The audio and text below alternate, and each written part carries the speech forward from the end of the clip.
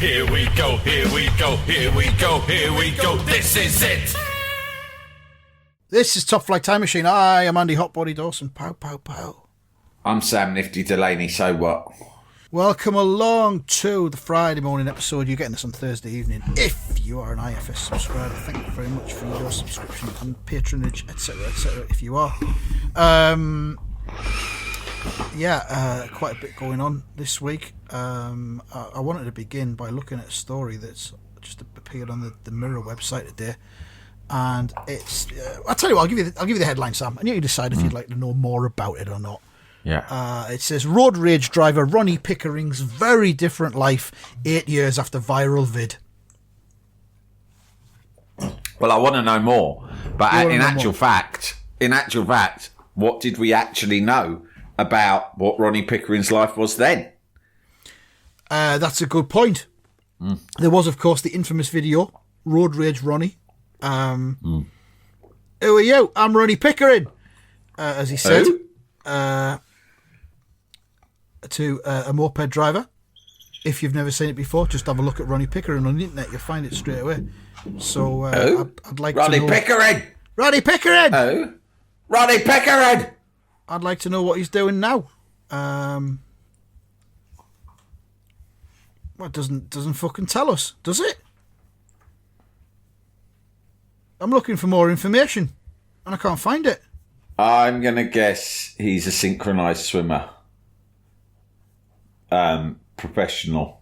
And he tours he still remembers on cruise ships. He said that he inspired a lot more road rage videos, so he's considering himself as a pioneer. Yeah, it's me who fucking started the road rage. But I haven't. Do I get any money out of it? No. He says, I think with the original YouTube upload and all the other follow-ups and memes, the video has probably had 100 million views. It's a bit crazy to think how many people have seen it, and it seems to have inspired a lot more road rage videos since. I have not had a single penny. Exactly. And this is something that my team are looking into continuously. He says the video was heavily edited and wasn't all that you thought. The moped driver removed a lot of the footage of him also winding Ronnie up. People have rows like that all the time, he says, but they're not always filmed. Not always, no. The guy wanted a reaction, and he got one. The video was heavily edited. The footage of him winding me up wasn't there at all. He edited much of it out himself. It made it look like he was the victim. The Mirror say that the video's been seen worldwide, even been shown all the way in Australia. Wow. What? It's on the internet, because it's been shown in Australia. It's been seen everywhere. Yo, and I'm sorry, there's just nothing about what he's doing now. Nothing at all. You were fooled. You, of all people, Andy Dawson, one of the shrewdest operators out there, fooled by clickbait. You're falling for clickbait. I thought the Mirror were above that sort of thing. It says that he's now 60. Not. It's the only update on his life is that he's now 60. Yeah. Well, I'll tell you what, he didn't. If he was 52 then, he wasn't looking that good for his age then. No, he wasn't, was he? I don't think his lifestyle was particularly healthy. That was the main impression I came away with. Yeah. But looking back, we all did laugh at Ronnie Pickering.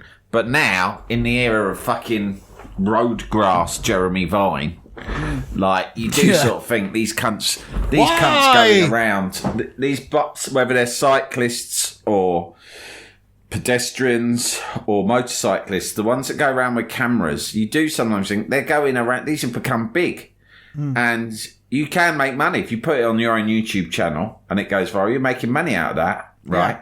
And so I do think they're going around just getting up in other people's fucking faces, antagonising people, getting a reaction, and then probably monetising it. Or in Vine's case, maybe he's monetising it, but either way, in Vine's case, it just keeps him being talked about. In the public glare. Yeah. I think that's just what, these people are obsessed with. Like, anything that will keep them relevant, they'll do it. And he thought, if I keep fucking going and getting involved in situations out on the street, we better watch out because he might get his comeuppance. If he comes round my way pulling those stunts when I'm in my car, like, for instance, say if I'm waiting, as I often do, late at night in the shadows outside a house for my daughter to come out of a party. Do you make sure you're in the shadows, do you? You aim for the shadows? Yeah, always in the shadows at that time of night. You turn the headlights off. It looks creepy. We've talked about this. I acknowledge it looks creepy. Suddenly, tap, tap, tap at the window. Who is it? Oh, I should have fucking guessed. Vine. Yeah. Wind down the window. On the night shift. What the fuck's your problem, Vine? What are you doing out this time? I can ask you the same thing. You're blocking the road. I was cycling along here, and you're blocking the road. Your car's offside tyres are clearly outside of the designated parking lines. Yeah, and therefore you are blocking my route. Double yellow. Yeah, well, it's 1 a.m, you cunt. They don't apply. They do. They apply at all times. It's a risk to my safety. Fuck off, Vine, you fucking arsehole. Oh, not fuck off. Why? Sort of thing that could happen. It could do. Oh, there's some breaking news. Just come through in the last few minutes. I mean, this will be old news by tomorrow. But Rupert Murdoch has announced he will step down as the chairman of Fox Corporation and Fox News. I'm stepping down. I'm stepping down to spend more time with Wendy Ding. Oh, no, she's gone now, isn't she? Hang on, no. Then it was Jerry Hall. Jerry Hall. She's gone as well. No, I've divorced her as well. I've got to spend more time on Tinder. There you go. I'll tell you what. It hit me hard when Trevor Francis died a couple of months back. It made me take stock. Do you know what I mean? It made me take stock. He was a great pundit in the early days of Sky Football. Now he's gone. Superb. Makes you think, doesn't it? Makes you think. He was younger than me. Yeah. He had a lot going for him. Then pop, he's gone. 1 minute like he's a there. light. And, you know, I always, in the back of my mind, thought one day we'll get him back onto Sky. And you think you've got all the time in the world to pick up the phone to someone and make amends. And then suddenly, bang, you get the call one day from one of your assistants, Rebecca Brooks. Mr. Murdoch, I'm sorry to bother you. What is it? We've not News been from caught England. hacking phones again, have we? No, it's much worse than that. Trevor Francis. Give him his full name. Sir Trevor Francis. No, well, he was never knighted. Well, that's an outrage.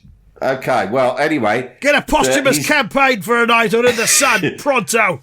Hold the front page. And if we doesn't get one, we're going to call for the abolition of the monarchy. Well, he's dead. Oh, my God. Cripes alive. Trevor's dead. This changes everything. So. Oh, I've got to... Wait. Okay, listen. I'll get back to you with some words, some comments for you to put in tomorrow's paper. But for now, I need to do some serious stock taking about my life. So I don't want any more calls or emails for the next few hours while I take stock. Yeah, so there you go. Not felt this bad since I got pied in that Commons committee. That's how when I was pretending to be a doddery old fart. Remember that? My ex, Wendy Ding, went absolutely fucking ballistic about it. That was a great day. I sat there all afternoon saying, "Oh, I don't remember much about that. I'm just an old man." At one point, I even pissed my pants on purpose to throw them off the scent. Well, it threw them onto the scent of my piss. Oh, well, that's it then. He stepped down. He's gone. Who's going to take over? He will be replaced by his son Lachlan. Is that the one who's the eldest boy on Succession? Is that him? Not Cameron. Not the one not the one who's married to a prosser. What? Well, Cameron's the oldest boy, isn't he? Oh, in Succession. Yeah. But the one below him is I forgot what's his name? Yeah. Played by Jeremy someone. Gary. No, Clive. Yeah, I was fucking engrossed in all 4 series of that. Now I can't remember the characters' names. That goes to show us something, doesn't it? Maybe it's time for me to step down as well. Yeah, Lachlan's taken over, so there we go. I think Rupert will be dead in 6 months. That's my prediction. You heard it here first. Lachlan never got to know Trevor Francis, and I take much of the blame for that. I had every opportunity to broker a situation whereby the pair could spend time together. I believe that Lackland, who I regard as a work-shy, entitled little shit, could have learned a lot from a lad like Trevor Francis, who pulled himself up by his bootstraps from a working-class beginning in the Midlands to become at one point the most expensive man in English football. Lackland would know nothing about that. He has lived a life of complete luxury and decadence from day fucking one. Francis had pace and trickery and accuracy. Lackland has none of them things. He's got one of those fucking little micro scooters he goes around on in the office. Fucking asshole. Now, Trevor was not a well-educated man. He was always putting all of his efforts and focus into the footy. But if you heard him talking on Sky as a pundit in the early days, he spoke with an eloquence and insight that is way beyond the capabilities of my Lackland. And bear in mind, I sent that little drongo to some of the most expensive schools money can buy. So go figure. Yeah, well, there you go then. That's the big news that's broken. We've gone from Ronnie Pickering to Rupert Murdoch. Don't know what the Now, connection here's is. a question for you. Have you ever, in the course of your career, been offered... You were searching for a word for it there, weren't you? You came up with career. Thank you. They didn't see me do the air quotes when I said that. Right. Has anyone ever said to you, will you do me a deal for cash? Do you a deal for cash? Yeah, like a discount. To me? So, yeah, to you. No, I've never done anything. I've said it before to tradesmen. To people. Back in the day, you can't get away with it now. How much for cash? How much for cash? Yeah, how much for cash? Well, there's not much cash around now, is there? You don't through the books. No one deals with cash. There are basically no VAT or tax advantages to being all of the classic cash businesses, such as builder, florist, drug dealer. I mean, window cleaners are mainly cash. Although my last window cleaner wasn't cash. My window cleaner was here today. We pay him online. I always go, sorry, mate, I ain't got cash. He goes, oh, don't worry about that. I don't want cash. And he just chucks his card through the door, and it's got his sort code and account number on. So I can't remember. I've never done anything for cash. My window cleaner's like Patrick Bateman from American Psycho. He's got really expensive embossed business cards, and he always comes in an Armani suit. And he loves listening to Huey Lewis in the news. Yeah, he's got his Walkman on while he does the windows. He wears an immaculate suit. Great tan, great even tan, muscular body. Yeah, he's an impressive guy. Oh, anyway, Murdoch's done a long statement. Yeah, well, anyway, I've got a mate who works in the service industry. Right. I don't want to give away too much, but he works in the service industry, right? And he was approached this week, but it's a legit service industry. I'm not being euphemistic. He's not a crim or anything like that, or a sex worker. He works in a service job, and the local vicar came to see him this week about buying his services. Yeah, and he's thinking, this is strange. Not really strange, but you don't often have business dealings with men of the cloth. I don't, anyway. I've never had them. No. I mean, my only business dealing with men of the cloth was when I went and interviewed the Archbishop of Canterbury that time, a few Christmases ago. Yeah, well, I got married in a church. You had to bung him 250 quid for that. The priest. Do you have to pay for that? Yeah. What a fucking rip-off. Well, I mean, what fucking he's putting a shift in, isn't he? He's putting a shift in. Yeah, but I mean, they're the ones going, it doesn't count unless you do it in the eyes of God. And you go, oh, all right, we could do it at the registry office. But you go, oh, all right.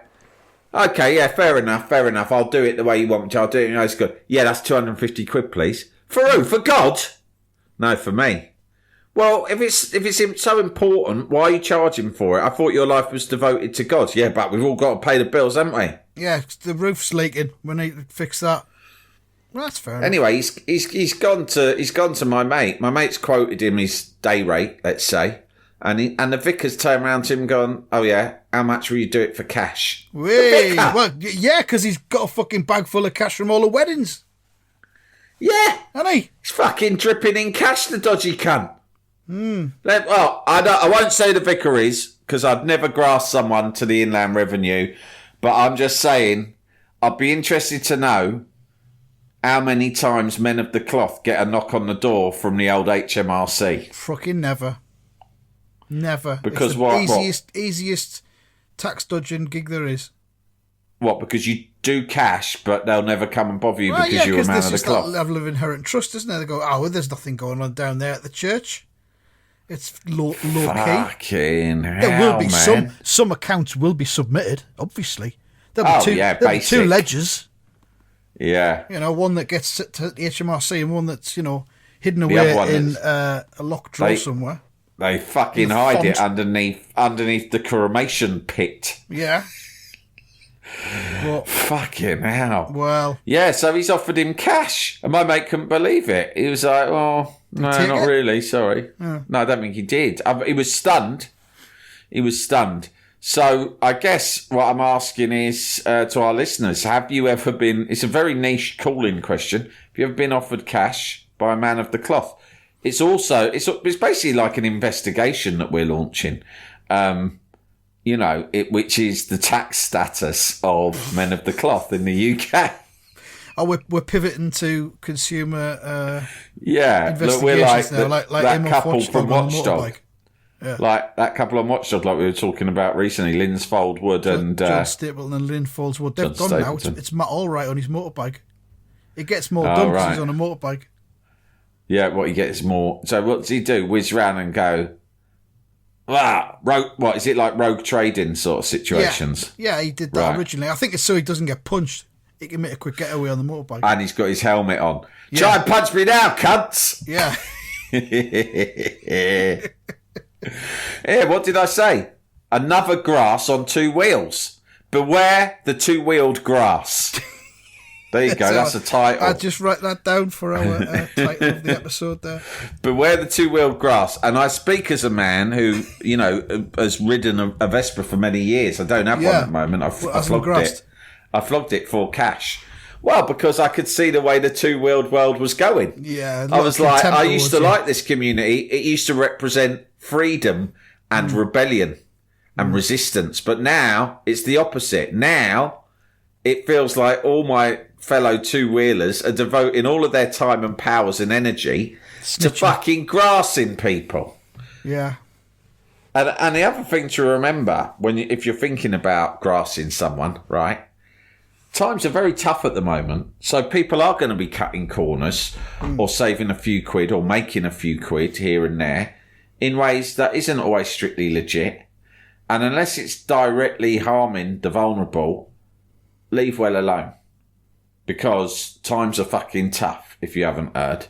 Yeah. So, go easy on the grassing, Vine, and anyone else. Would you? There's one area of grassing that I'm unsure about. Would you grass a fly tipper? No. No, I wouldn't. No way. I can't imagine that. It's just like, hey, what are you doing? Well, if it was in my skip... Jalapeño. Here's a brief but annoying message to let you know that you wouldn't be hearing this brief but annoying message if you were a subscriber to our Iron Filing Society Patreon offering. For the price of a pint and a St. Clement's each month, you can get up to 4 episodes a week, 9 months before the rest of the world gets them. Early access to regular episodes, lots of other marvellous benefits, and there's absolutely no adverts or brief but annoying messages like this that'll get right on your tits. Find out more and subscribe now at tftimemachine.com/ironfilings. Jalapeño. Jalapeño. All right, let's say you're out walking the dog in the park or the woods Yeah. where you go, right? Someone pulls up in a van, opens the back of the van, and pulls out a demolished bathroom fixtures and fittings. A bath, Yeah. loads of It tiles, happens loads in a my sink, area. and you Yeah. just walk on by, would you? You wouldn't take Yeah, a wedge I number. wouldn't confront them about it. No way. No way. I'd just think, well, that's a shame, but That's that's what nature. they feel the need to do. That's it's like my attitude is like Attenborough, where he doesn't interfere in the animals fighting. It's like these are humans going about their business. It's not my business. It's against the law. If they get caught and someone starts and like the old Bill suddenly jump out of a bush, say we caught you. I'm not saying I'd go on and start defending the fly tipper. I'd mind my own business probably. But if I saw someone coming over and giving them shit, I would probably take the fly tipper's side because I just have a pathological dislike of busybodies, right? And it's like, this guy, he's got a bathroom he needs to get rid of in a hurry. He's probably really stressed. He would love to be able to afford to do it in a more legitimate way, but he's got loads going on in his life. He's just going to fucking dump it. And the council will probably come around at some point and take it away. And, you know, who knows what he's got going on in his life. Fuck it. Yeah. And I just don't want to be the cunt to go, excuse me, that's not on. That gets done a lot round my way. In fact, there's one particular spot that I often walk past, and it's like a little square of municipal grass near my Call home. it Wasteland? Well, actually, oh, by the way, Wasteland update. Found some yesterday on my morning run. Went a slightly different route to usual. Took a photo, actually. I've been meaning to send it to you. Found some quality Wasteland, but I don't think it'll be there for long. I think it's being prepped for something. For something else. But for the time being, it's Wasteland, and so I did take a picture. We had a comment on the Patreon just today from Ted, and he says this is really good. I know some wasteland that's only accessible through some woods and a hole in a fence. Fucking hell. It's like Narnia. That's proper. That's old school Wasteland, isn't it? He says, it's fucking brilliant. Take my dog there all the time. Yeah, Wow. I wouldn't take my dog on the Wasteland because there's always sharp objects on Wasteland, isn't there? Broken glass and stuff, yeah. Always be careful with Wasteland. Be Wasteland aware. Wasteland away, yeah, I might get that on a t-shirt. But what was I talking about? Oh, yeah, there's a fly tipping spot in my area. And you see all sorts there, beds, but a lot of time beds. Mattresses are really popular. The dog loves it because the dog loves to sniff around whatever's been dumped. And the other thing that's popular around here, but I think it's popular in a lot of areas, is when people do a clear out, they just leave items in a box out the front for you to take. And it's like books, and it's very often there'll be books, DVDs. Very nice. So it's like the sort of shit you'd get at a car boot, right? Yeah. But they just leave it a lot of the time because it's a family area. There's a lot of kids, right? And they're like, people are sort of like, oh, fuck it. We might as well leave this and some other passing kid will have it. But I do feel that some people are a bit ashamed to be going through it, even though it's been left there for that reason. But guess who's not ashamed? That's Delaney. right, me. Yeah. I was walking back from the gym and I was with my son. And we walked past the house and there was 2 plastic crates full of annuals of various types. Annuals and sort of sporting books and almanacs. Yeah. What era? And he was going, ranging from the early 70s to sort of like the mid noughties. Like Treasure. there was a book of the Euros that were held in Ukraine and Poland. When was that? Was that 2012? I'm going to see. Do you remember that? I don't know. Yeah. Probably. There was that, and it's got a picture of like Frank Lampard on the cover. Nice. And like Ashley Young. And it goes, All your them lot. complete guide to Euro 2012. But then there was this, I'll send you a picture of it. There was one from the early 70s, and it was called, I think it was called Scorcher. I've got it in the other room, but it's not down at the moment. And it was like, basically like Roy of the Rovers. And the whole annual, it's like 1973 maybe. The whole annual is just a succession of football-related comic book stories. Love it. And I thought, I'm having that. And my son was a little bit embarrassed, I think, because I was down on my knees, quite sweaty in my gym gear. A bald man pushing 50, sweating and frantic, clawing through these fucking crates at about 11 a.m. on a Saturday morning, as other people from the neighbourhood who we know, including like, the parents of his mates and stuff. Yeah. And I'm like, morning. And they're like looking at me like, oh, morning. And I was like throwing these books all over the place. Just go, can we please go? And I'm going, look at this. There's loads of good stuff. So I got the Scorcher and he made me put the other stuff down because at one point I had about 10 books out of it. And he was very embarrassed. And I said, don't be embarrassed. They've left it here for this reason. Yeah. But I think he thought, but it's for kids, not for you fucking weirdo.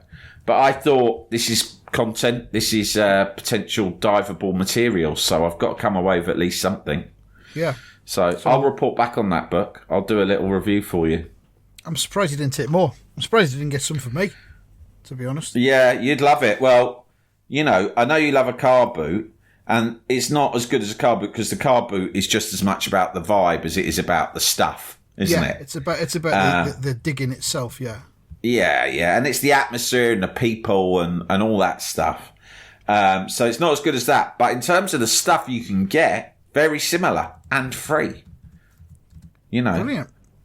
So anytime you're in London and you want to come over at a weekend just to walk around and do some crating outside the local houses, you're welcome. Brilliant. I'm just trying to update the prediction league because we forgot to do it last week, and I hadn't updated it from the week before. To be honest, it feels like it's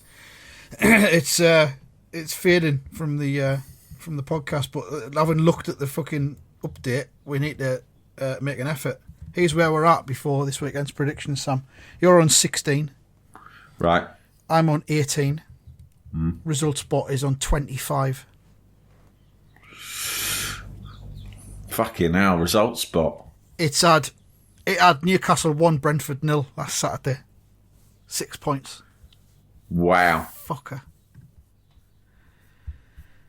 So, we need to raise our game, I think, a little bit.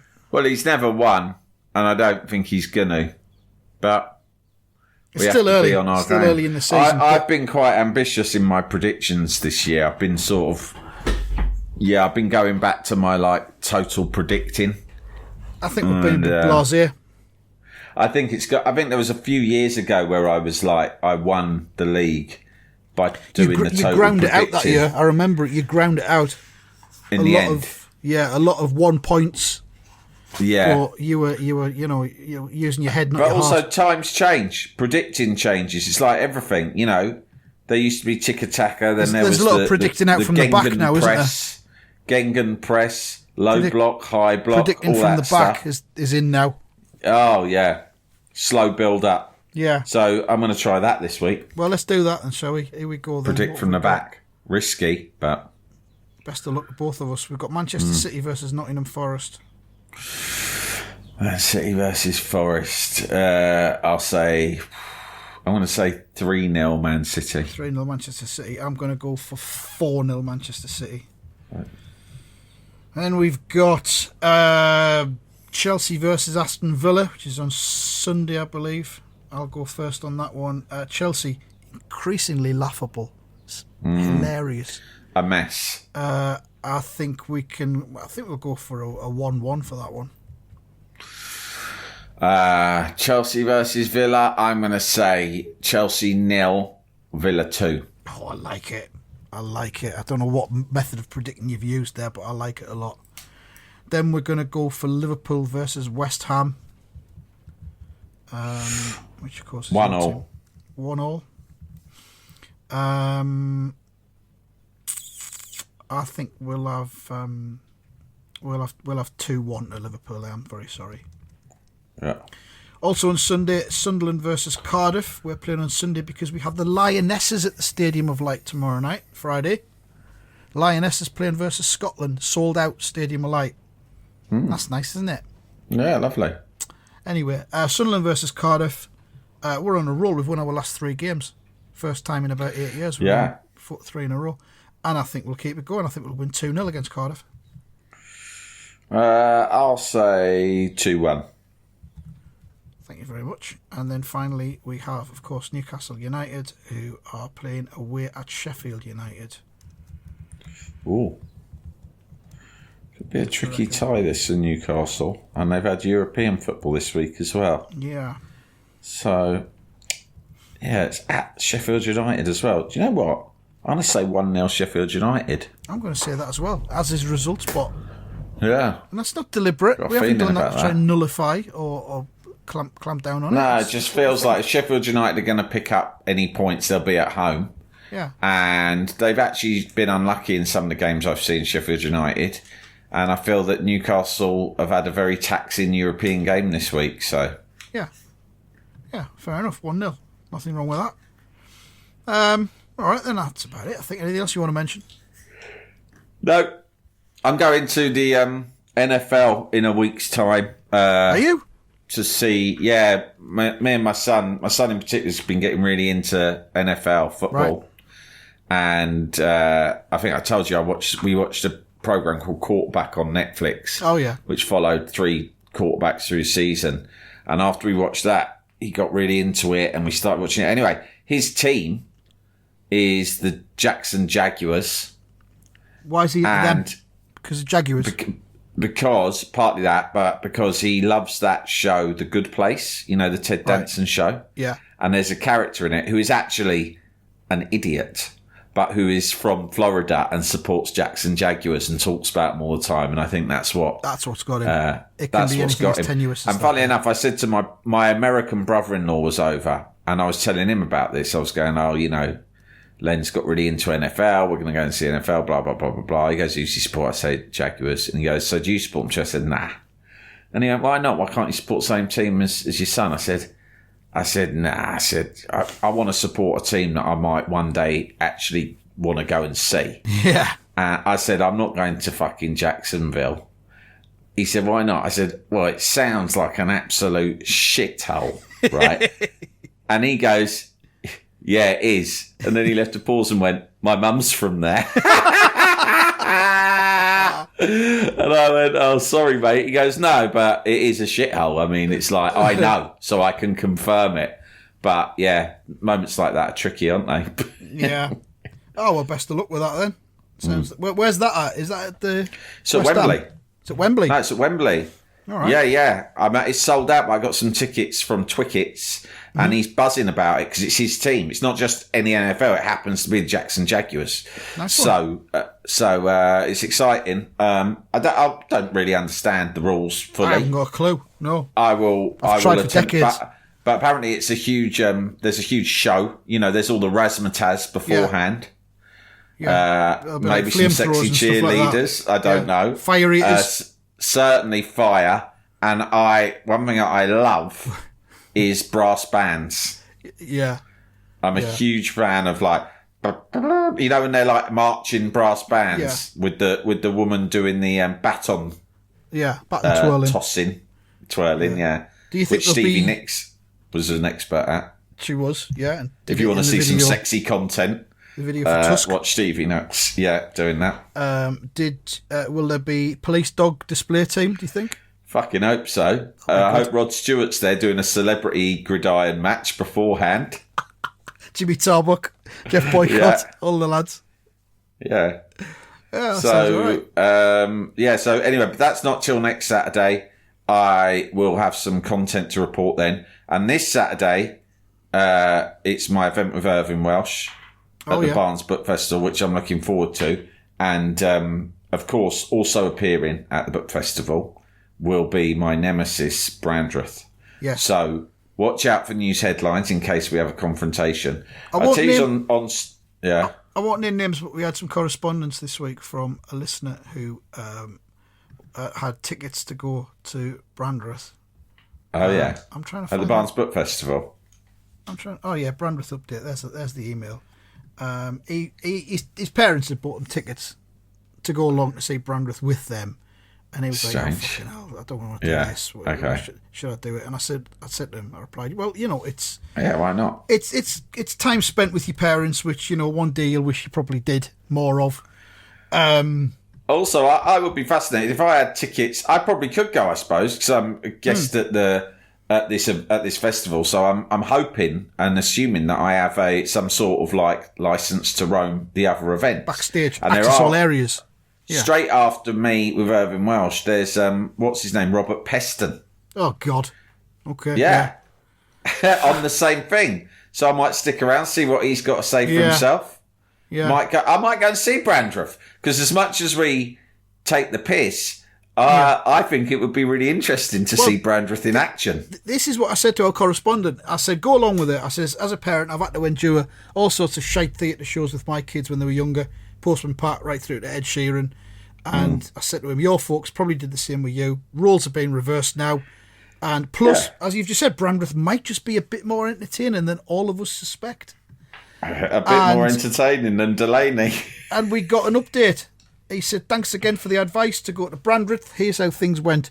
Took my parents for a curry beforehand. Nepalese curry house, which was brilliant. Top food, great staff, lovely start. Then onto the show, Brandreth. I can honestly say it's one of the most excruciating couple of hours I've ever sat through. Just constant name dropping and self-indulgent guff. Honestly, it was painful, but my parents enjoyed it, and it was quality time with them. So well, that wouldn't have been the Barnes Book Festival because that's not till this weekend. So that means I still have an opportunity to go and compare notes. Might do it. Not recommended by our unnamed correspondent. But on Sunday, I'm going to go. I'll miss those ones because I'm going to Wigtown Book Festival in Scotland. Bald man goes to Wigtown. Bald man goes to Wigtown, which is in the Dumfries and Galloway region of Scotland. I got a fly to Glasgow. Yeah. How about this for logistics? The only way I can get there that morning is to fly to Glasgow and then hire a car and drive 2 hours back down to Dumfries and Galloway. So I'm driving from Glasgow back down towards England. Mm-hmm. It's the only way you can get there at that time in the morning. It's a great drive down, though, from that's what I'm hoping. down to there because it's all hills and stuff. It's lovely. Yeah, well, I always like when we've been on tour to, you find yourself driving around Scotland and stuff. It's just a laugh, isn't it? So yeah. Good. Some good service stations as well. Yeah. So I'm hoping all of these things will be providing excellent content in the coming days and weeks. And are tickets available for these for people to go along? And I think so. I don't think they're sold out. I don't know. I'm guessing not. The Irving Welsh one, maybe, because people will be hoping that it's me interviewing Irving Welsh, but spoiler alert, it's the other way round. I'm imagining that as soon as that becomes apparent, half the audience are going to stand up and walk out. Do you know what I mean? Yeah. Because fuck this. Yeah, fucking hell. What's he fucking... I couldn't give a shit about what he's got to say. I'm here for Welsh. So, yeah. So maybe if you hang around outside, you'll be able to slip in once people have walked out. Yeah. And as for Wigtown, I don't even know who's interviewing me at that. I bet my event will be poorly attended. That's my guess. Well, you never know. We'll wait and see. You never know. Yeah. You never know. Okay, then that's that. Then, and we'll be back after the weekend with some new stuff and all that. Yeah. All right. Thanks very much for listening. Goodbye. Goodbye.